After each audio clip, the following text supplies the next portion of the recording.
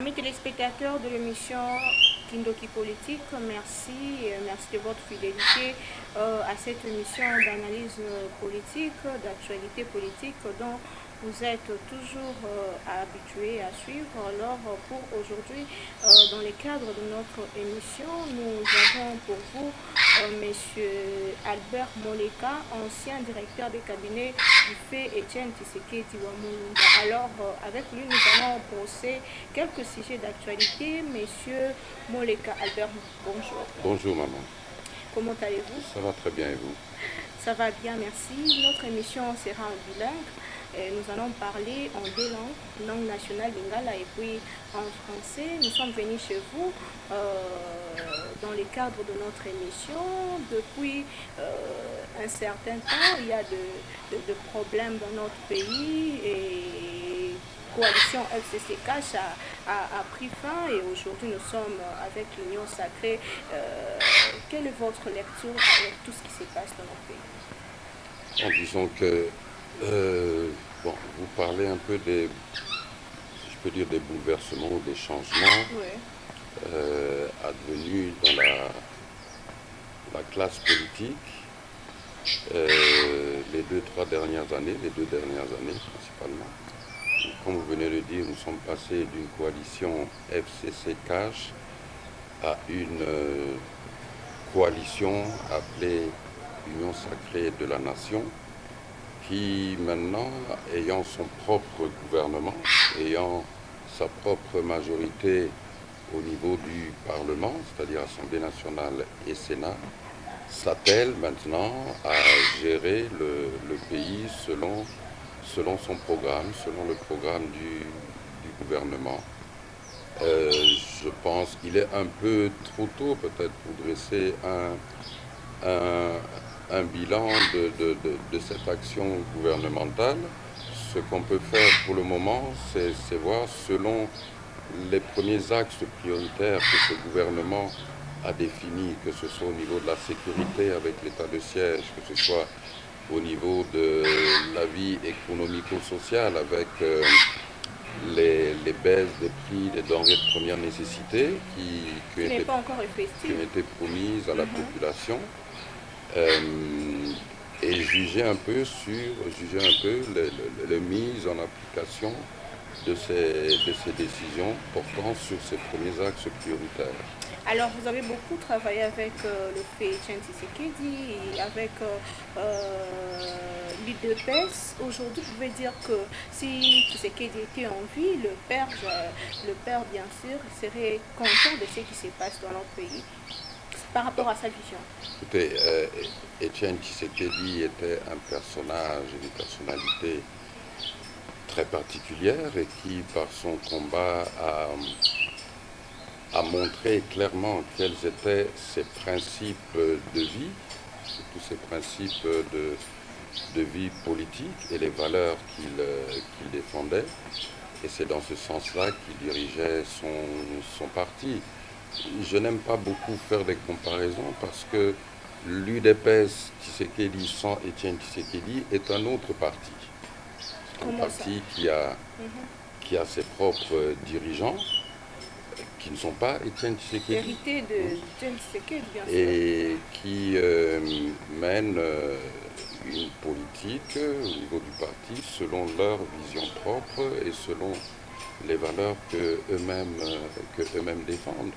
Vous voulez dire ici que le parti au pouvoir, IDPS aujourd'hui, n'a pas la même vision qu'Etienne Tshisekedi? C'est un parti différent, c'est un parti tout à fait différent que le parti que dirigeait Etienne Tshisekedi. Vous pouvez retrouver par-ci par-là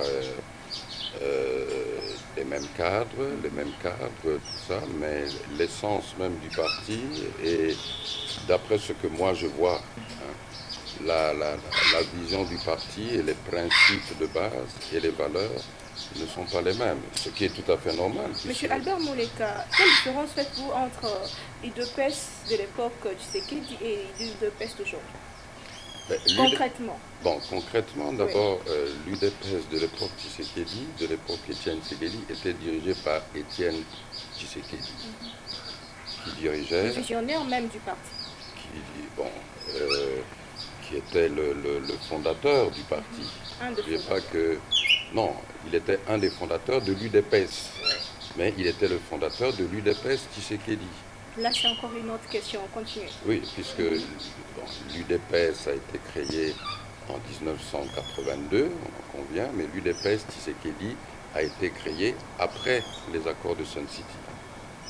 C'est très important de connaître ces choses parce que cela permet aussi de comprendre comment la gestion du parti a été personnalisée. Donc c'est s'identifier d'abord à la personne elle-même d'Etienne Tshisekedi, qui était un peu, comme on dit en français, l'arbre qui pouvait cacher la forêt, vu sa personnalité, vu son charisme et la manière avec laquelle il a pu entraîner une large portion de la population congolaise vers des aspirations de liberté, des aspirations de développement, des aspirations de respect, que l'État puisse respecter les citoyens.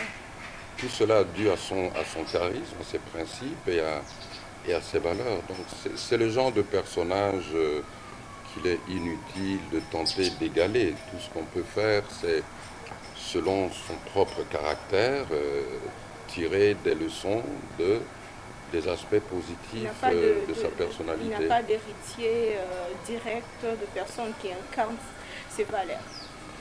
Moi, j'ai toujours dit qu'Etienne Tshisekedi a des milliers, pour ne pas dire des millions d'héritiers.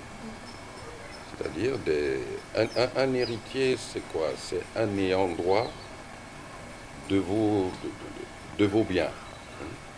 Si nous parlons en termes de politique, la lutte d'Etienne Tshisekedi a non seulement été suivie par des millions de Congolais, mais des millions de Congolais se l'ont approprié.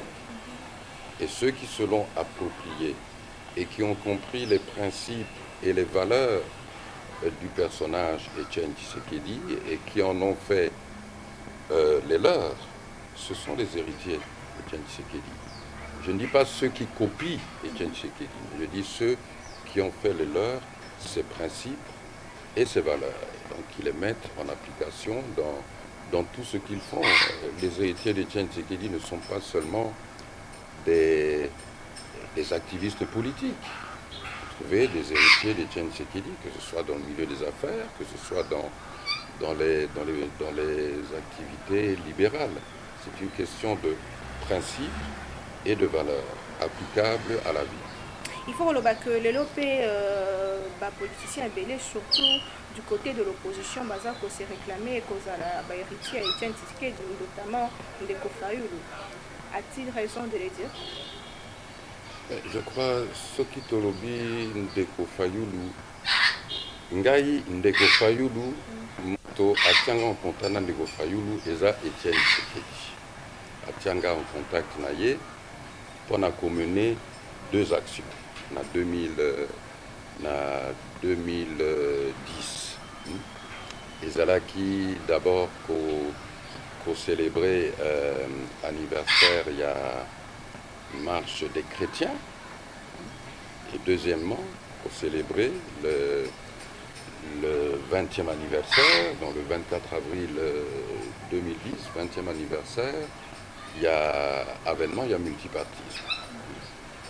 Nayebaka un peu Martin Fayulu avant, en tant que businessman, azo salana compagnie pétrolière, mais na niveau politique, contact nanga na Martin Fayulu, c'était une instruction. Il y a Etienne Tshisekedi, Tinengana Kutana, Martin Fayulu, na Dr Luseke, Wazalaka cofondateur, il y a Essidé, au parti il y a Martin Fayulu.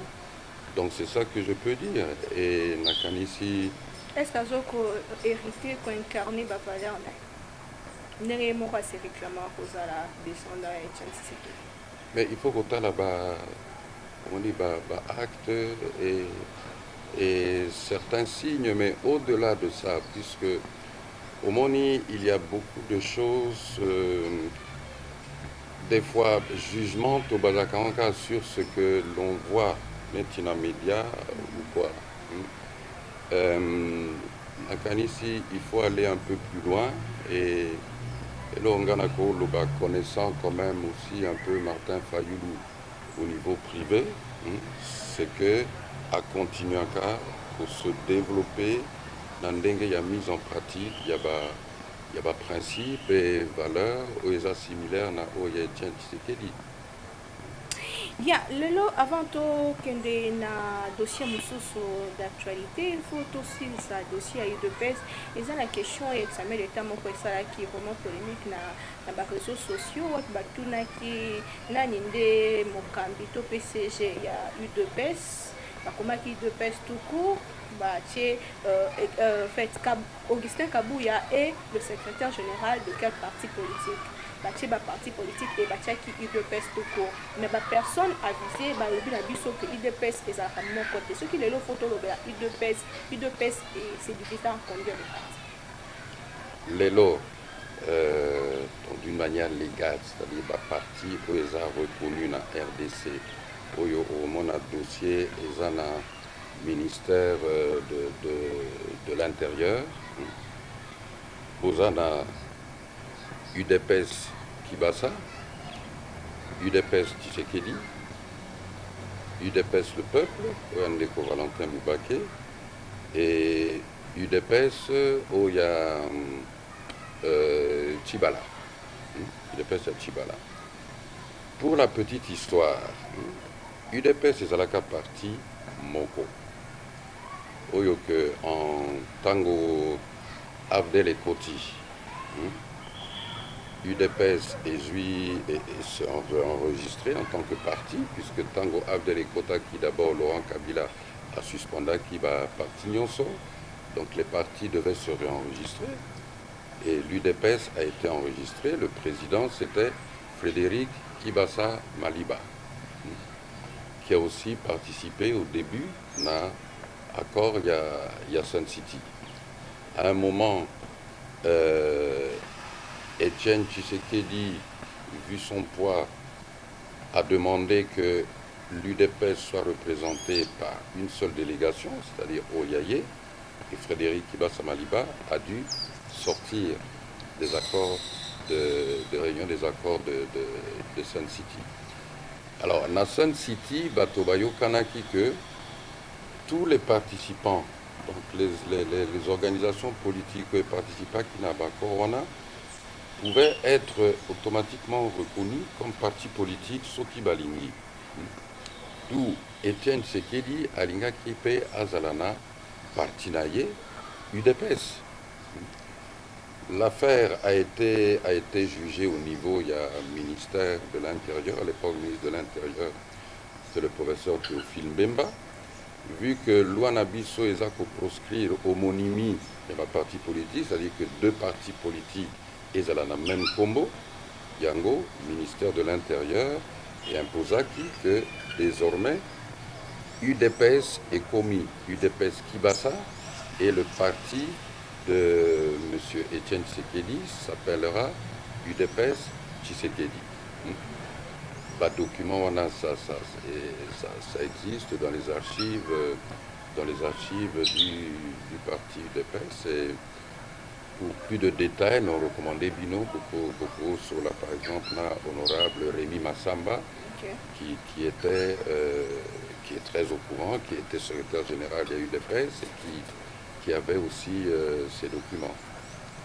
Merci beaucoup. Tout le Bélali Kambeta d'actualité. Aujourd'hui, manque de consensus entre la confession religieuse ou Sengela qui comprenait la biso candidat à Séni et Pessamena Kibango. Kasi le oui confession religieuse non va se mettre d'accord. Il y a 6 au déposer qui procès verbal na bango na Assemblée nationale. Kasi Missous Mibale notamment l'église catholique et l'église protestante et ses séanciers.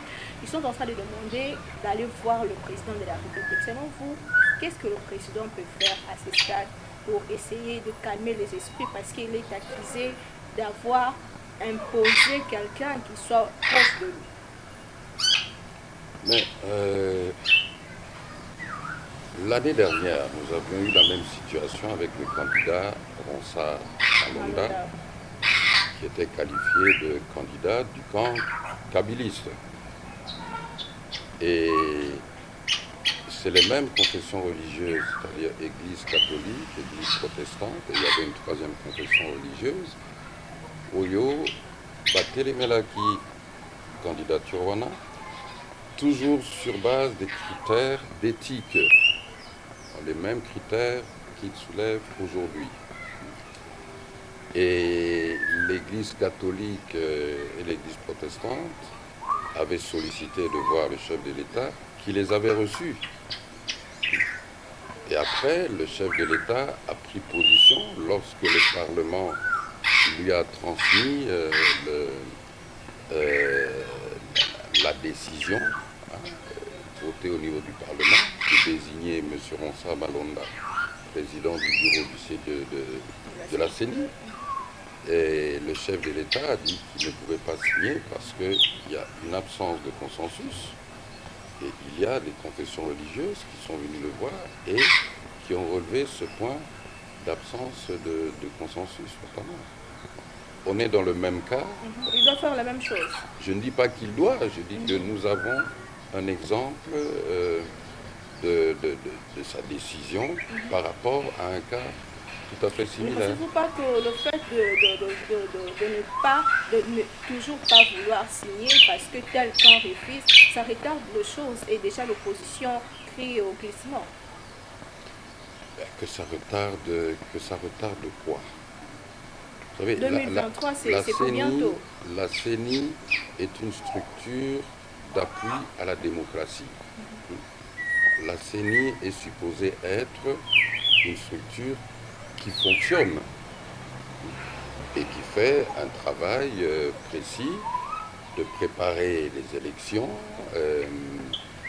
Et donc, pour moi, la nomination ou l'élection d'un bureau, bien sûr, c'est une étape, mais la CENI, tant qu'il n'y a pas élection du bureau, la CENI continue à exister et à fonctionner. Le problème de glissement, vous savez, le glissement, c'est un choix politique qu'on ne rend pas public, mais que les gens décèlent par certains actes Il y a aussi politiques. le côté technique, il y a le côté technique. Parce qu'il nous Oui, reste bien sûr, presque 2 ans. bien sûr, il y a le côté, il y a le côté technique. Il y a, quand on regarde le côté technique, il y a certaines opérations dont la durée est incompressible. Et que bien sûr, si on ne commence pas ces opérations-là, cela peut avoir des conséquences importantes sur le respect ou non des échéances constitutionnelles. Mais encore une fois, ces opérations-là sont des opérations de la CENI. Vous savez, le bureau actuel de la CENI est hors mandat depuis 2019. Depuis 2019. L'année dernière, il y a un président qui avait été proposé, on l'a refusé.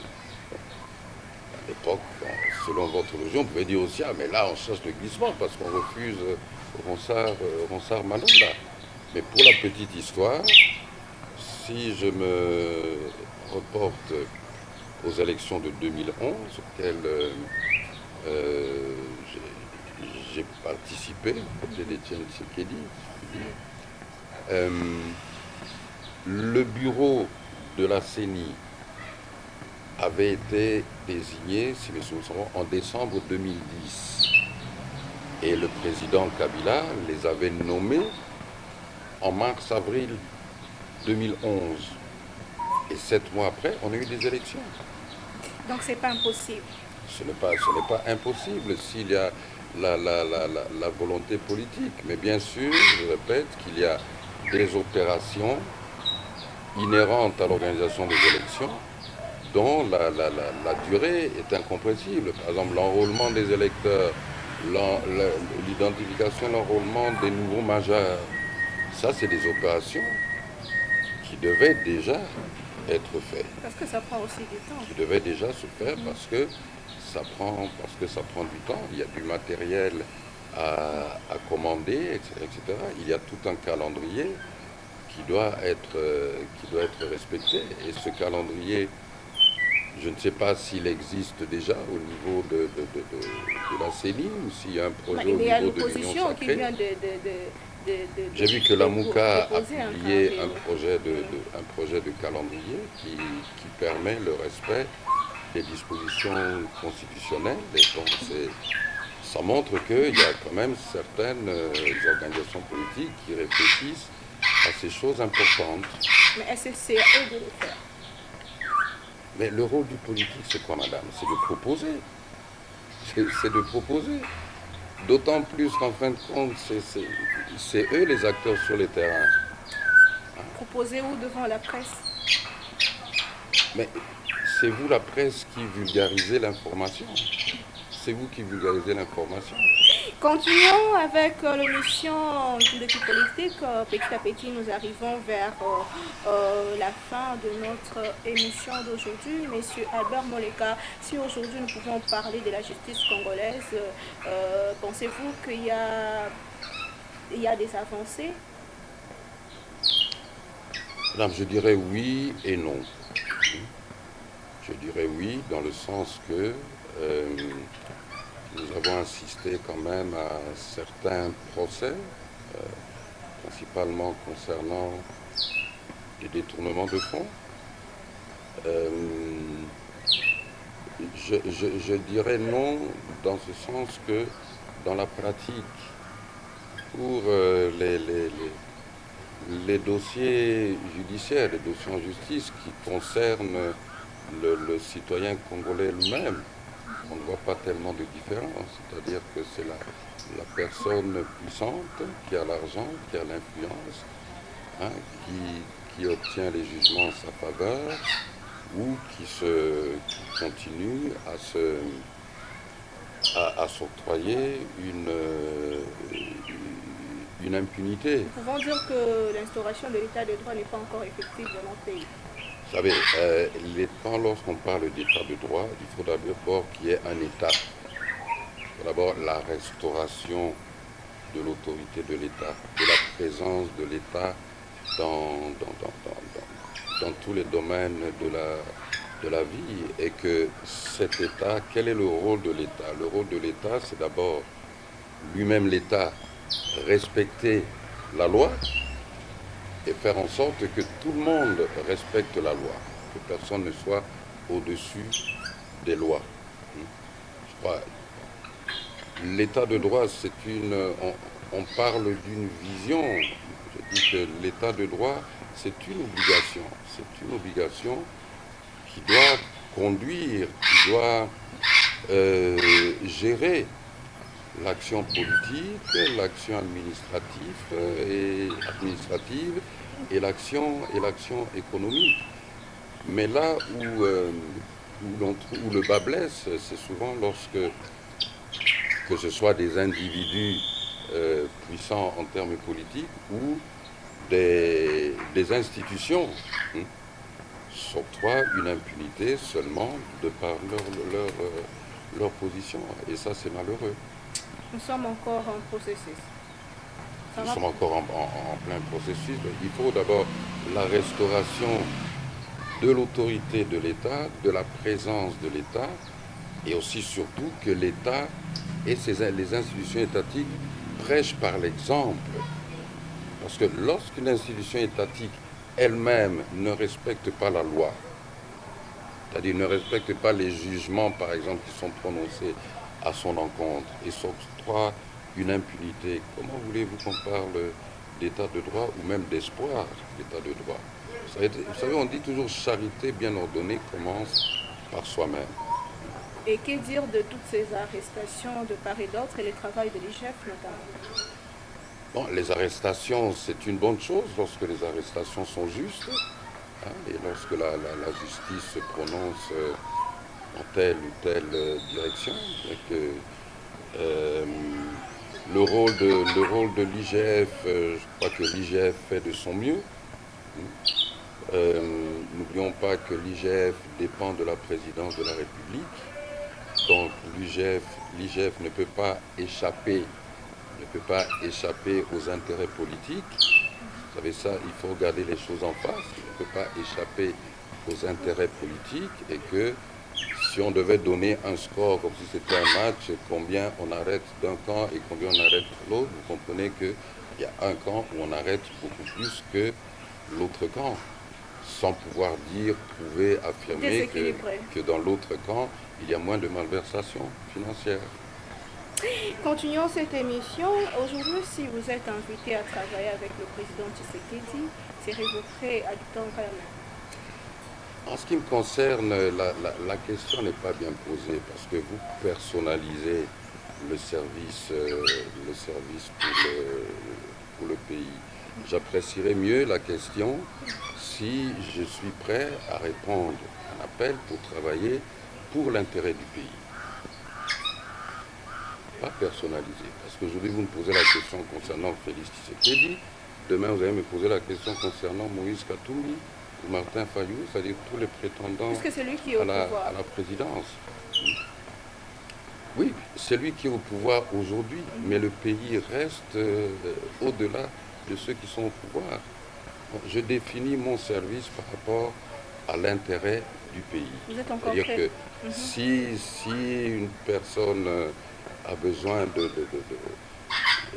de mes services ou de mon aide pour l'intérêt du pays, pour essayer d'aider les Congolais à accéder à un bien-être acceptable selon les ressources du pays, bien sûr que ma réponse sera positive.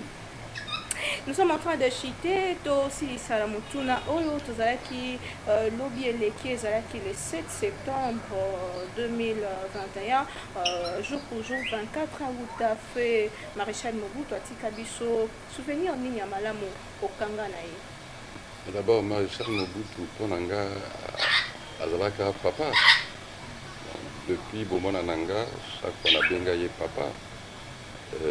C'était d'ailleurs le cas de Etienne Tshisekedi aussi. Et donc, Naza n'a pas souvenir tout à fait personnel, intime. Naza n'a pas souvenir un peu plus politique. Dans le cadre, il y a gestion, il y a Mboka, mais d'abord, Azalaki Motomoko Oyo Alingaki Mboka Naye. A sacrifié jeunesse naïe, pour Mboka naïe. Et bien sûr, il était fortement critiqué, il n'était pas parfait, il a commis des erreurs politiques. Le pouvoir naïe est un pouvoir très très autoritaire, même dictatorial sous certains aspects. Mais encore une fois, lorsqu'on regarde Oyo et Landaki, le régime Oyo et Landaki, et on fait des comparaisons au niveau des réussites économiques, réussites politiques, et au niveau même, il y a respect, il y a droit de l'homme. Je crois qu'il n'est pas le plus mal loti. lelo oyo azalaka vraiment reconnu te na histoire ya mboka na biso bana ebele bayebi vraiment te akufaka histoire na ye mpenza ezalaka nini epuis nzoto na ye nano ezonga na Congo te. Réaction na yo? Mais maman, ça ne concerne pas seulement le maréchal Mobutu, c'est-à-dire Lumumba loba que Mokolomoko, histoire ya Congo et Okomama na bana Congo. Mais kino lelo tozo koma histoire ya mboka na biso te. Soko tuni oke na ba kelasi tuni bo pesa nanu livre d'histoire oyo botangisaka bana ya histoire ya Congo eza wapi? Est-ce que qu'est-ce que bana bayebi à propos de Joseph Kasavubu? Wazali notre premier chef de l'État.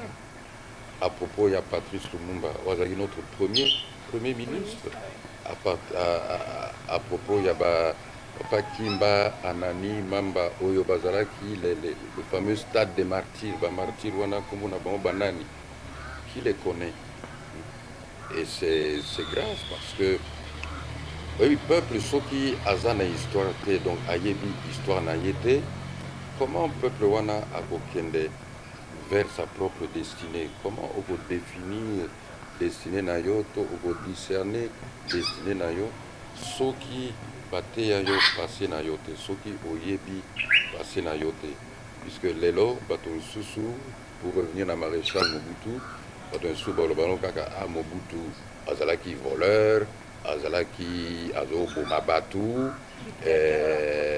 tout ça et bon alors que on ne vous dira pas que Mobutu na règne na ye likambo ya infiltration na armée ezalaki te likambo ke bavoisin misusu basakana na biso lokola bana mike ezalaki te bato bazalaki kobanga mboka Zaïre Congo ntango toza à l'étranger tozalaki respecté boyebi biso te ke na ntango na ye pendant des années pendant plus de 5 ans tozalaki na faranga na biso ebengamaka Zaïre makuta na basengi ezalaka c'était une monnaie qui était directement changeable en dollars, ce qui n'est plus le cas aujourd'hui. Au moment que, à l'époque, l'économie ezalaki dollarisée, monnaie, comme j'ai dit, ezalaki convertible, et puis biloko ebele oyo atonga eza biloko oyo ba régime elandaki eza kodondo nango tisikoyo ba palais du peuple ba stade de martyrs ba pont maréchal na Matadi sans compter ba Inga Gécamine concentrateur de Kamoto Miba la drague industrielle biloko wana nyonso c'était sous quel président alors esengeli bon oyo balandaki bamekana kosala pe oyo bango et voir dans 24 ans après disparition de Bango, ce qu'il restera dans la mémoire des gens. Mais Sengeli d'abord que to banda côté ya ba Congolais histoire ya mboka na bango, histoire ya ba koko d'abord. Histoire ya ba koko. Tant que Congolais aozala kaka telengana kaka na bongo na ye regard tourné vers l'extérieur esika autité.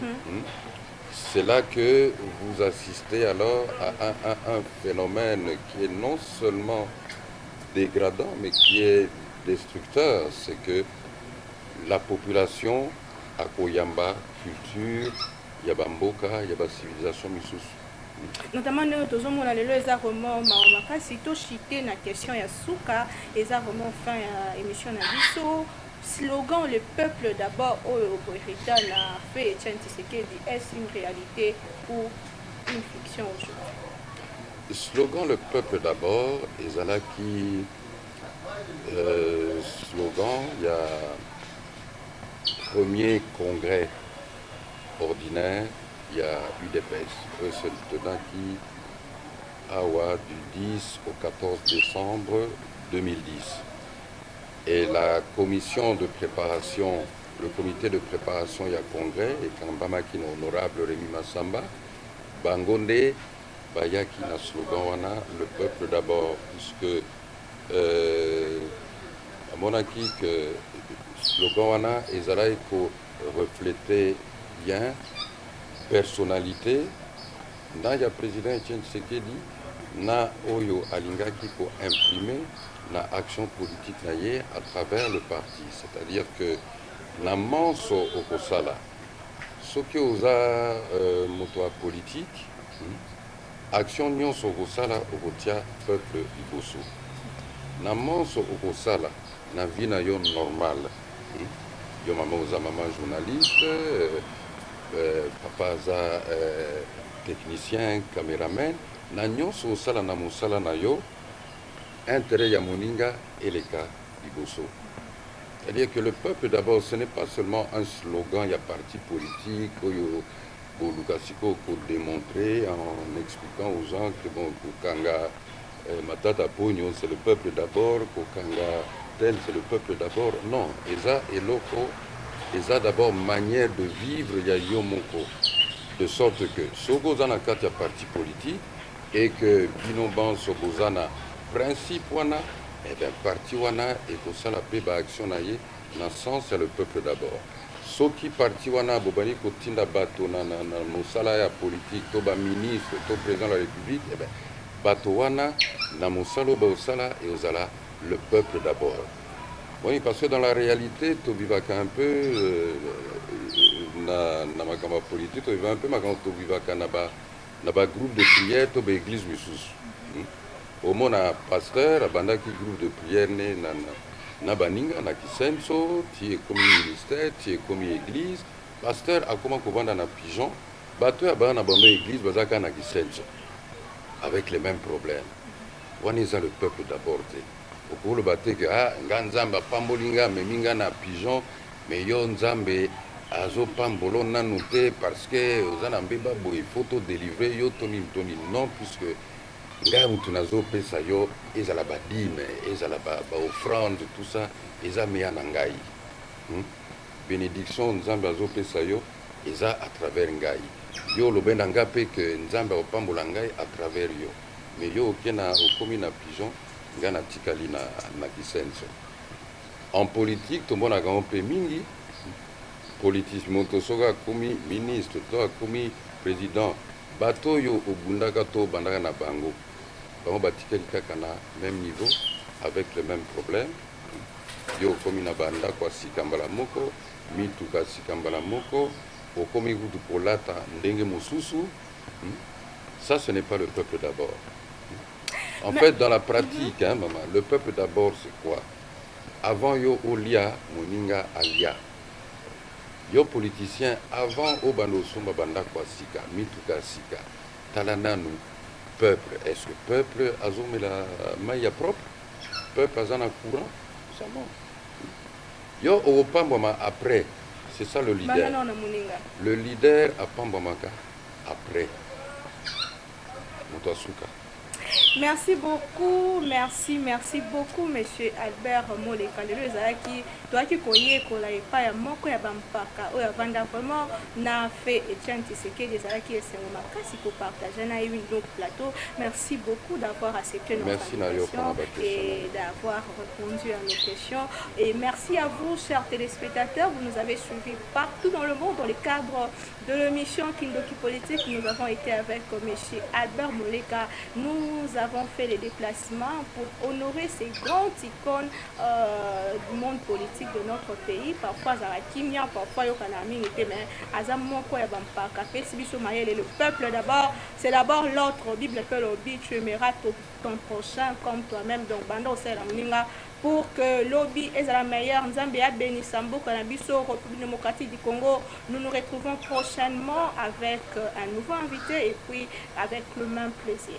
Bye.